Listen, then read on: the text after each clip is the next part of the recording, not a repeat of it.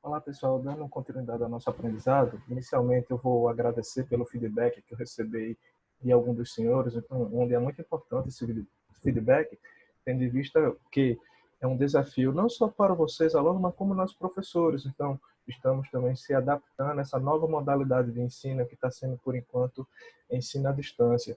Fato interessante que algumas aulas eu cheguei a tratar sobre business inteligência, como também blockchain. Isso aí está muito evidente, não somente na área contábil, mas em todos os segmentos. Também chama a atenção que, como vocês bem sabem, eu faço mestrado. Meu ingresso no mestrado foi mediante um projeto sobre identificar o perfil do professor de ciências contábeis com relação ao uso de tecnologia. Por que isso? Só para vocês terem uma ideia, esse projeto eu elaborei em 2018. Então, em 2018 eu já tinha essa perspectiva quanto ao desafio do professor em trabalhar com ensino à distância. Então, a proposta é identificar o professor, o docente de ciências contábeis quanto ao uso da tecnologia. Dos resultados esperados, acredito que eu vou obter que alguns professores são resistentes às mudanças, bem como também algumas instituições que eles trabalham não fornecem subsídios suficientes para, para o ensino à distância. Então, inicialmente, retomando aqui, gostaria de agradecer. Na aula, na parte um, não, o final dela ficou assim, ficou incompleto, então vou dar continuidade na questão 6, tá certo? Então vamos retomar essa atividade flashback a partir da questão 6. Então vou espelhar aqui a atividade para os senhores. Pois bem, gente, então voltando aqui para a nossa questão 6, relendo aqui. Uma entidade baseada em obrigação contratual pagou ao cliente à vista o valor de R$ 300.000 para a manutenção da fidelidade do cliente por 5 anos. Valor este que não será devolvido pelo cliente. No contrato foi estabelecido que o cliente teria que cumprir metas de compra e para que o montante permanecesse como não retornável, e que o montante liberado deveria ser utilizado exclusivamente para aplicação de compra de bens e serviços da entidade. Baseado no CPC 47, receita de contrato com o cliente, como a entidade deve proceder com a contabilização da realização da contraprestação liberada. Gente, olha só, de uma forma bem simples, na nossa linguagem da economia chama-se mercado futuro. Digamos que eu pretendo adquirir uma safra de laranjas, de soja, é muito evidente soja, durante 5 anos. Então, eu já pago ao agricultor R$ 300.000, já dou antecipadamente R$ 300.000, porém, ele não vai no primeiro ano disponibilizar R$ 300.000 de mercadoria, vai ser fracionado. Ele vai, a cada ano, ele vai liberar quanto? R$ 60.000, mas esse preço não vai ser alterado. Quando eu antecipei, digamos que o quilo da soja estava R$ 10. Então, durante esses 5 anos, ele vai disponibilizar sempre R$ 60.000, baseado que o quilo da soja é de R$ 10. Então, se houver, certamente haverá alterações para maior para menor, mas ele sempre vai ser na condição de R$ 10. Então, observe aqui quanto à resolução aqui que eu deixei em vermelho. Inicialmente, eu paguei antecipadamente R$ 300.000, ou então entrou na conta banco dele, do agricultor, e receitas antecipadas. Essa receita antecipada, observe que é uma conta do passivo circulante, é uma obrigação, porque se eu recebi antecipado, eu tenho uma obrigação com alguém. Então, essa obrigação vai ser de quanto? De R$ 60.000 ano. Então, observe que esse crédito aqui, no primeiro momento, ele vai ser, após o ano, ele vai ser debitado, mas na quantia de quanto? R$ 60.000. Aí você pergunta, Marcelo, como é que se chegou a esses R$ 60.000? Bem simples. Se o valor antecipado, se o valor antecipado foi de R$ 300.000, colocando aqui, dividido por 5 anos, representa quanto? 60.000. Então, durante o ano, ele vai ter R$ 60.000. Quantas alternativas? Temos aí alternativas de A a letra E. Com relação a todas as questões aí, gente, nenhuma questão foi elaborada por minha pessoa. eu retirei de questões de concurso. Gosto muito de trabalhar com as questões do exame de suficiência, que é da Consulplan, da banca Consulplan, ou da Fundação Carlos Chagas, que é chamada FCC. Então, vejamos aí as alternativas. Letra A, reconhecer R$ 300.000 como despesa? De forma alguma. Não é uma despesa, e sim uma receita antecipada. Letra B, reconhecer 60 mil ano como redutora da receita chama atenção. Ó. Por que como redutora da receita? Primeiro, eu tenho uma receita antecipada, um passivo circulante, então a cada ano eu vou liberando 60 mil, é o agricultor. Então, ó, esse crédito ele vai sendo o quê? Sendo o quê? Débito, e vou reconhecendo a receita de serviço. Então, lembrando que a gente não pode esquecer das 5 etapas do CPC 47. O CPC 47 ele trata sobre o que, Marcelo? Receita de contrato com clientes. Então, quais são as etapas? Primeiro, identificar o contrato de cliente. Segundo, quais são os direitos e deveres de ambas as partes. Terceira etapa, determinar o preço. Qual o preço que deve ser exigido nesse contrato, nesse produto? Quarta etapa, quais são as formas de pagamento? Porque você deve comprar um exemplo. Aqui é um exemplo bem claro. Eu estou antecipando R$ 300.000, então quais são os direitos e deveres? Primeiro, eu tenho um dever de antecipar R$ 300.000, eu tenho um dever, porém eu vou ter o direito de a cada ano receber quanto? R$ 60.000 de mercadoria. Então essa faz parte da terceira etapa, determinar o preço. Quarta etapa, quais são as formas de pagamento? E a quinta etapa, quando eu recebo a mercadoria, eu tenho um controle do bem, ou seja, é o reconhecimento da receita. Conforme o CPC 47, reconhece a receita a partir do momento que o cliente recebe a mercadoria ou que o serviço é prestado. Tá certo, gente? Então, na letra C, reconhecer como uma despesa comercial, em hipótese alguma, não é despesa sem receita. Letra D, reconhecer como despesa de amortização, não. E a letra E, reconhecer 300 mil como ativo intangível e amortizá-lo como 5 anos. Gente, se fosse uma marca, se a questão estivesse tratando sobre marcas e patentes, uma licença, aí sim poderia ser objeto de ser marcada a alternativa E. Mas a questão deixa claro que é um produto, não tem nada a ver com quanto a exclusividade, não é uma patente. Então, para fim de resposta, vai ser a alternativa B. Vamos agora para a sétima questão da nossa atividade flashback. Então, essa sétima questão.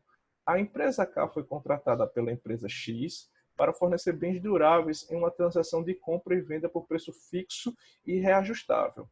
A formação do preço de venda inclui que o custo de produção do bem mais a formação do preço de venda inclui o custo de produção do bem mais tributo indireto. A empresa K, com ações negociadas na Bolsa de Valores, contratou um expert para elaborar um parecer contábil, identificando o preço da transação nessa operação. O expert tem formação e experiência em contabilidade e sustentou seu parecer no item 47 do CPC 47. Com base no enunciado, assinale o que apresenta, o que deve ser certificado pelo parecer do expert. Gente, olha só. Quando se menciona sobre o CPC 47, você deve entender, não pode esquecer das 5 etapas, bem como que o preço da transação não inclui o tributo direto. Mas, Marcelo, o que é tributo indireto, gente? Vou elaborar aqui uma DR. Então, a primeira conta da DR, nós sabemos que é a receita bruta. Então, estou chamando de RB. Depois temos os impostos.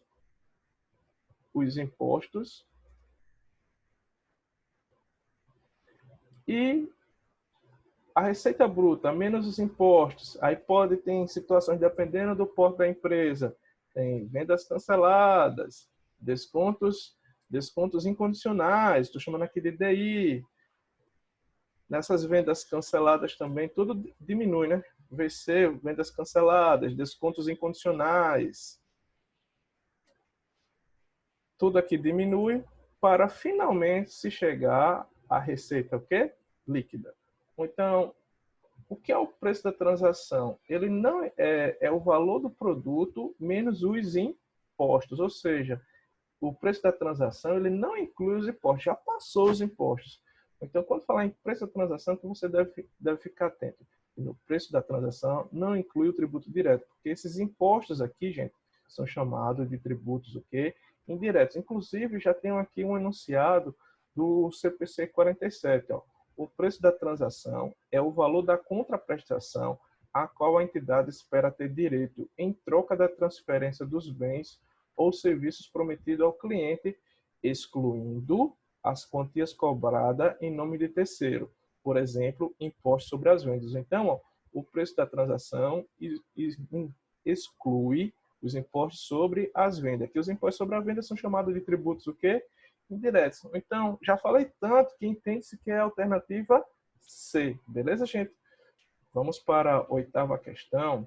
Essa oitava questão também foi trabalhada em sala de aula e me chamou muita atenção a forma como ela foi elaborada, porque além dela trabalhar com CPC 47, ela aborda um pouco sobre estatística, probabilidade. Então, vejamos aí. A empresa Divergência S.A. comercializa um produto no valor de R$1.000 e tem como prática conceder desconto a clientes por reclamações na qualidade de seus produtos. Segundo o histórico apresentado nos últimos anos, a administração da entidade estimou que concederá 20% de desconto para 20 produtos vendidos, além de 10% para 30 produtos vendidos. Com base no exposto, qual o valor esperado na venda de 100 produtos? Então, olha só, sabemos que o valor do produto é R$1.000, porém, devido a reclamações, a empresa ela concede o quê?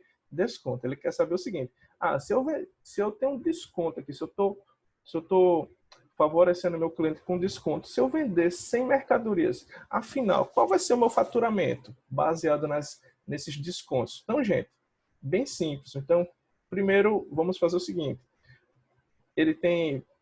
a gente pensa que nesse tipo de questão tem somente duas condições, mas não. Como eu falei, trabalha-se com probabilidade. Então, não é somente duas condições, são três. Por que são três? Vamos por etapa. Valor da venda, R$1.000, aí ela informa 20% de desconto. Então, ó, 20% de desconto vai dar R$200. Então, qual o valor líquido aqui? Então, na verdade, se eu der 20% de desconto, eu estou vendendo por quanto? R$800. Vou vender por R$800. Então, esses R$800, qual é a probabilidade de eu vender um produto por R$800? Também é 20%. Então, ó, de R$800, 20% vai dar quanto? 160. Então, entende-se que esse produto eu devo estar vendendo ele por R$160. Observe que o valor é R$1.000, mas dando desconto ele vai chegar por R$160. É algo bem fora da nossa realidade, mas chama também a atenção. A segunda condição, além dos 10% para 30% dos produtos vendidos. Então, ó, segunda condição, eu vendendo um produto por R$1.000, vou dar um desconto de 10%, então R$100, então qual o valor líquido? R$900. Então, se eu vender um produto por R$900, qual é a probabilidade de vender? Vou vender apenas quanto? 30%, então R$270. Então, o que acontece aqui? Observe que na probabilidade aqui, essa coluna que é importante, nós só temos aqui 50%. Sempre tem que dar 100%. Então, ó, vai ter que ter uma terceira condição que ela não está implícita, ela não está explícita aqui. Ó. Então, terceira condição, não tem desconto. Então, o valor líquido, então, a probabilidade vai ser 50%. É o que falta. Então, 50% de 1.000 vai dar 500. Então, somando aqui o valor ponderado, gente, vai dar 930. Então, 930 vezes 100 unidades representa R$93.000. Então, letra C. Questão simples, mas só ter cuidado que questão da probabilidade, sempre o total tem que dar 100%. A nona questão, gente, já mudou o assunto que nós vimos, já é DVA, já foi o terceiro e último assunto da unidade, assunto que eu particularmente acho bem bacana, porque trabalha um pouco com a teoria, bem como com a prática. E o perfil do aluno de contábeis, ou até da parte das ciências sociais aplicadas, no contexto de administração, economia e contábeis, gosta muito de cálculo. Porém, o mercado, gente, ele não quer somente colaboradores que sejam imediatistas no cálculo, e sem saber interpretar. É isso assim que eu vejo uma grande lacuna, um grande hiato entre os profissionais de hoje. É calcular e saber interpretar. Isso é tão verdade que assim a maioria das empresas hoje em dia, quem é meu aluno do sétimo período sabe, é, força muito na questão de gráficos. Então, no sétimo período, eu já estou com uma carga pesada, assim, de o aluno ver gráfico, o aluno só entende, só interpreta gráfico do primeiro grau. Então, temos que colocar um gráfico com parábola. Esse gráfico agora que está surgindo do coronavírus, que quer chegar ao teste de normalidade, infelizmente, assim, poucos professores não trabalham com esse assunto, teste de normalidade. É um assunto bem, não é assim, não é um assunto fácil, mas eu já vou trabalhar com o pessoal do sétimo período, que é um assunto assim que assim eu sempre fui curioso, então eu sempre gosto de sair da minha zona de conforto, eu gosto de assuntos mais difíceis para trabalhar com a turma. Mas assim, a proposta não é essa, mas de alertar aos senhores, não assim decorar o passo a passo, sim entender o porquê. Então, quando se fala em DVA, a demonstração de valor adicionado, ele quer saber o seguinte, é uma demonstração que mostra a riqueza da empresa. Então, qual é a riqueza da empresa? Entende-se que eu vendi algo, só que esse algo ele foi consumido por impostos, por serviços, para se chegar à minha riqueza. Então, observem aí, foram registradas as seguintes informações para a composição e elaboração da DVA de uma sociedade anônima. Com base no exposto, é correto afirmar o valor adicionado líquido da sociedade será, olha só, o valor adicionado o quê? Líquido. Só colocando aqui, gente, ó, primeiro, da estrutura da DVA, você deve identificar a receita. Essa receita são receitas geradas pela própria empresa. Em seguida, os insumos. Esses insumos chama-se insumos de terceiro, que é baseado no custo da mercadoria vendida, quais foram os serviços prestados. E, finalmente, aqui o valor adicionado líquido, que eu estou chamando de VAL. Então, a questão quer saber o valor adicionado líquido. Se a questão pedisse, peço até, na verdade, vai ser aqui, faltou, eu me empolguei, receita, insumos, então vai ser o valor adicionado bruto, já ia esquecendo aqui, então valor adicionado bruto, e em seguida vai ter os impostos, que é chamado de retenções. Não são retenções de impostos, não. Para quem trabalha na área fiscal sabe o que significa bem isso. Então, a estrutura da DVA, conforme a questão aí, receita, são as receitas geradas pela própria empresa, os insumos, custo da mercadoria vendidas e terceiros, vai resultar no valor adicionado bruto, então receita menos insumo, valor adicionado bruto. Em seguida, essas retenções também diminui as retenções, vai dar o valor adicionado líquido. Em seguida, se a questão pedisse o valor adicionado a distribuir, teria as transferências, que são receitas obtidas fora da empresa, que são, como exemplo, receita financeira, a receita de equivalência patrimonial, que nesse caso aqui soma. Então, só colocando aqui igual, aqui soma, para no final dar o valor adicionado a distribuir, que aqui representa a riqueza da empresa. Mas observe que a questão, gente, muito atento. Quando a questão fala em DVA, então ela pode pedir o valor adicionado bruto, o valor adicionado líquido, o valor da riqueza, até mesmo só o valor dos insumos, o valor da retenção.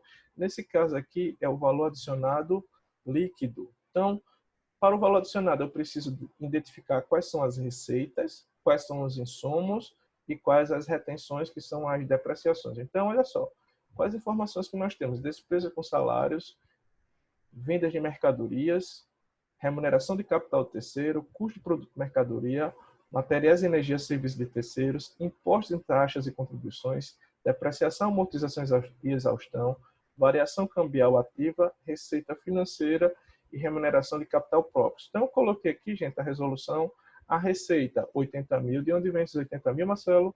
Aqui, ó, receita de mercadorias de serviço. Os insumos adquiridos de terceiro, 66 mil. Por quê? O CMV, 60 mil, e materiais de serviço, 6 mil, então a soma, 66 mil. Então, qual o valor adicionado bruto? 80 mil menos 66 mil representa quanto? 14 mil. Já que a questão está pedindo o valor adicionado líquido, que é o valor adicionado líquido? É o valor adicionado bruto menos a depreciação. Então, o valor do adicionado líquido vai ser de 12.600. Então, com base nisso, resposta é a letra B. A próxima questão também trata, dando continuidade ao assunto de DVA, foi uma questão que foi retirada do exame de suficiência. Salvo me engano, foi da edição de 2019. Não tenho certeza se foi de 2000.1, se foi a primeira edição ou foi a segunda edição do exame de suficiência. Mas qual o diferencial dela? Ela colocou o resultado de equivalência patrimonial negativo. O que significa isso? É sinal que é uma receita que eu estou tendo fora da minha empresa, mas eu investi em outra empresa com a expectativa de ter uma receita. Mas essa empresa que eu investi deu que um prejuízo. Então, da mesma forma que se eu investir na empresa eu vou ter receita, se eu investir em outra empresa e ela tiver prejuízo, eu também vou ter o quê? Um prejuízo, e esse prejuízo deve ser compartilhado à empresa que investiu, tá certo? Então, o enunciado da questão: os seguintes dados foram obtidos pela DVA durante o exercício encerrado do ano de X3. Então, temos aqui, com base na norma, não sei o que ele está pedindo. O valor adicionado líquido produzido, olha só, o valor adicionado líquido produzido e o valor adicionado a distribuir pela entidade são respectivamente. Ficou simples. O que é o valor adicionado líquido, gente? São a receita menos quem? Os insumos adquiridos de terceiro, aí vai dar o valor adicionado bruto, não é o que queremos. Para se chegar o valor adicionado líquido, o valor adicionado bruto, menos quem? A depreciação, que é chamado de retenções. E o valor adicionado distribuir, vamos pegar o valor adicionado líquido mais as transferências para dar o valor adicionado distribuir. Então, conforme a resolução que nós temos aqui, vendas, R$65 mil, custo da mercadoria vendida, na verdade não é 65 milhões, o custo dos produtos, 49 milhões, materiais de energia, 6 milhões, depreciação, 1.400.000, receita de equivalência patrimonial, 1.700.000 e receita financeiras, 12 mil. Observe que as vendas de mercadorias aqui, ó, 65 mil, é receita gerada pela própria empresa, e a receita financeira são receitas que não foram geradas pela empresa, foram geradas por terceiros. Vai estar no grupo aqui de transferência, valor adicionado por transferência. Então, colocando as informações aqui, gente, receita 65 milhões, insumos adquiridos de terceiro, deu 55 milhões, por quê? 49 milhões do CMV, mais 6 milhões de prestação de serviço, de materiais de terceiros. Então, fazendo 65 milhões menos 55 milhões, representa quanto? 10 milhões, menos a depreciação, que dá 1.400.000, então o valor adicionado líquido, 8.600.000. Então, ó, como objeto de resposta é a letra C. E por que 18.900.000? Então, vamos pegar o valor adicionado por transferência. O resultado da equivalência patrimonial está aqui negativo, gente, então coloca negativo, e a receita está positiva, então representa 10.300.000, então que vai se fazer o valor adicionado líquido, 8.600.000 mais 10.300.000 vai representar quanto? 18.900.000. Então, o valor da riqueza da empresa, 18.900.000. A 12ª questão, eu pulei algumas questões para ser mais importante para o seu processo de revisão. Também reforço, gente, que na prova não canalize somente na atividade 5. Vai ser não recomendo, tá certo? Essa questão de imediatismo, vou estudar pela atividade 5 que contempla tudo. Cuidado, você vai fazer bobagem. Não estude somente na atividade 5, refaçam as questões de atividades anteriores. Então, na 12ª questão, a empresa DEC adquiriu R$300 mil em um ônibus para transporte de seus funcionários. Valor residual estimado, 3 mil e vida útil, 10 anos. Qual o valor da depreciação anual desse veículo? Questão muito boba, mas só para a gente ter uma segurança. Então, qual o valor desse ônibus? R$30 mil. Qual o valor residual? Ele espera, após 10 anos, ele espera vender por quanto esse ônibus? R$3 mil. Então, 27 mil, ele representa o quê? Representa a base de cálculo da depreciação. Já que são 10 anos, então a taxa de depreciação, 10%. Então, 27 mil vezes 10% representa quanto? 2.700. A questão está pedindo o valor da depreciação anual, é de 2.700. Se a questão pedisse a depreciação mensal, pegava esse valor, dividiria por 12, dá R$ 225. Na proposta, a questão, o valor da depreciação anual. Então, letra C. Tá certo, gente?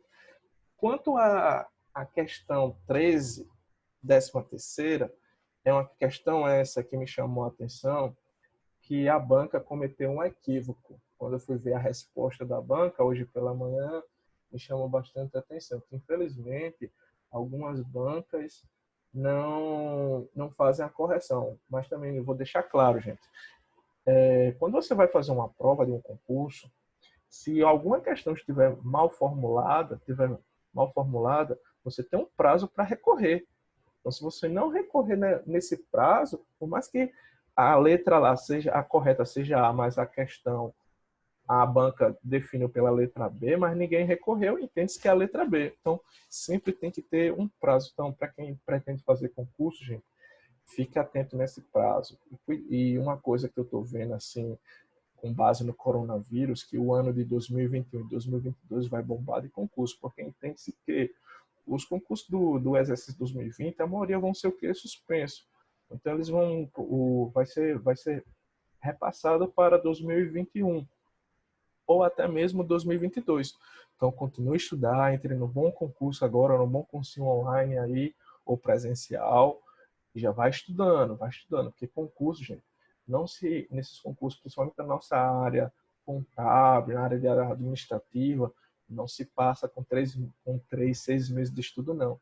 É coisa, por incrível que pareça, é coisa de no mínimo 1 ano e meio. Tem alguns professores aí que informam que é no mínimo 3 anos. Eu, pelo menos, assim, eu tenho minhas dúvidas. Mas, se você teve uma boa educação, quando também informa boa educação, não é necessariamente o fato de você ter estudado somente em escola particular, não, mas se você sempre teve uma dedicação no seu conhecimento e tudo, mas você tem uma boa base, aquelas questões de português, matemática, você já domina a base mesmo, em 1 ano e meio, com certeza, você vai lograr êxito. O importante é que você não pode desistir. E, principalmente, já que eu trabalho com todas as faixas etárias, principalmente quem tem acima de 30 anos. Ainda há tempo, gente. Porque conforme a legislação, ou a contratação é até 60 anos. Então, você tem muito tempo para ser aprovado. Se vocês forem ver no YouTube aí, tem concursos de ponta que a galera entra com 54. Uma vez eu vi um com 54, se não me engano, foi da PRF. Só para vocês terem ideia. Então, não vem com essa desculpinha de idade, não. Eu sempre penso assim, pensar para a minha filosofia de vida. Pensar pequeno e pensar grande dá o mesmo trabalho. Então pense grande, tá certo, gente? Vamos aqui para a 13ª questão, que questão essa que teve um equívoco da banca. Vejamos aí. Uma empresa adquiriu um ativo em 1º de janeiro de 2019, e qual foi registrado contabilmente por R$ 15.000. O ativo estava disponível para uso e começou a funcionar em 1º de junho de 2019. A vida útil do ativo foi estimada em 5 anos. Espera que o ativo, ao final de 5 anos, possa ser vendido por R$ 3.000. Utilizando o método linear para cálculo da apreciação e supondo que não houve modificação na vida estimada e nem no valor residual, ao final de 2020, o valor contábil do ativo líquido será de... Olha só, gente. A aquisição desse ativo foi em janeiro de 2019, mas ele só começou a funcionar em junho. Eu coloquei aqui em junho em vermelho, porque conforme a alternativa, na verdade, não é junho, é julho, tá certo, gente? Então, conforme a alternativa, vai ser julho, ok? Que não tem alternativa com base de junho. Então, façam essa correção aí. Então, observe aí, ó. A vida útil são de 5 anos e o valor residual de R$ 3.000. Ele quer saber qual o valor contábil do bem. O que é o valor contábil? É o valor do bem menos a depreciação que é acumulada. Então, eu coloquei aqui uma memória de cálculo. O valor do bem, R$ 15.000. Valor residual, 3.000. Então, base de cálculo para a depreciação, R$ 12.000. Qual a vida útil? 5 anos. Então, representa 2.400. Isso significa o que? A depreciação anual, 2.400, dividido por 12 dá 200. Se eu for considerar de julho até dezembro de 2019, são 6 meses. Então, 6 meses aqui dá 1.200. Só que a questão quer saber o valor da o valor contábil no final de 2020. Então, tenho 12 meses de 2020 mais 6 meses de 2019, que representa o quê? 1.200 representa referente a 2019 e 2.400 são os 12 meses de 2020. Então, somando, dá 3.600. Então, o valor contábil é o valor do bem menos da depreciação acumulada. O valor do bem, 15 mil, menos da depreciação acumulada, vai dar 11.400. Então, nesse caso aqui, letra E, tá certo? E para finalizar essa atividade flashback, gente, vai ser também trabalha-se com a DVA, assunto importante, é uma questão bem diferente. Então, ó, a demonstração do valor adicionado de uma entidade evidenciou que sua riqueza gerada no exercício foi de 5.500.000. Observe que a questão já informou o valor da riqueza, que é o resultado final. Então, sabendo que o valor adicionado líquido produzido pela entidade, isto é, as receitas de venda, menos insumos adquiridos terceiros e a depreciação e a amortização e exaustão, totalizou 3.200.000, já temos o quê? Nós temos o valor adicionado a distribuir, o valor da riqueza e o valor adicionado líquido de 3.200.000. Então, o valor adicionado recebido em transferência. Lembrando que o valor adicionado recebido em transferência são receitas que não foram geradas pela própria empresa. Que receitas são essas de transferência? Eu fiz uma aplicação financeira em banco, eu investi em outras empresas. Então é bem simples. Coloquei a fórmula aqui. Ó. Qual é a fórmulazinha? O valor da transferência é igual. O valor distribuído. Quem é o valor distribuído? É o valor da riqueza, 5.500.000, menos o valor adicionado líquido, 3.200.000, que representa 2.300.000. Ou seja, o valor recebido por transferência, receita gerada em outras empresas, 2.300.000. Então, em termos matemáticos aqui, em aspectos percentuais, gente, percebe-se que a empresa teve uma receita de 5.500.000, onde em aproximadamente 60% dentro da empresa, desses 5.500.000, e 40% vai ser fora da empresa. Assim, só para você ter ideia. Porque muitas vezes, o que está acontecendo aqui? Quando você investe no mercado de ações, você tem que saber assim, quanto que eu estou dispondo, quanto eu estou investindo. Digamos, se eu estou investindo 20% da minha renda no mercado de ações e ele está em baixa no momento, então provavelmente 20% da minha renda está sendo o quê? Comprometida. Então, essa foi a proposta da atividade flashback, gente. Então, refaçam as questões, além da atividade 5, faça as demais. Como é que vai ser a programação para a segunda unidade? Acredito eu que ainda vai continuar as aulas suspensas devido ao coronavírus. Então, no dia da aula, eu vou lá postar um material, vou explicativo nesse mesmo layout, e já vai ter um questionário também no formato da prova. Então, no dia da sua aula, para quem for do quinto período A, que é sexta-feira à noite. Então, quando for na sexta-feira, já vai estar lá o material, a aula, vou estar explicando, e em seguida um questionário para você responder. Esse questionário eu vou deixar aberto até a outra sexta-feira, tá certo? Sempre eu vou deixar um intervalo de uma semana. A mesma coisa para quem for do quinto período B. No dia da aula lá, vai estar a apresentação, desse mesmo formato aqui, e um questionário. Também vou deixar uma semana para responder. Então, qualquer dúvida, eu estou à disposição pelas redes sociais, então só tenho que agradecer e boa prova para todos, gente. Só tenho que agradecer. Então, muito obrigado e até a próxima.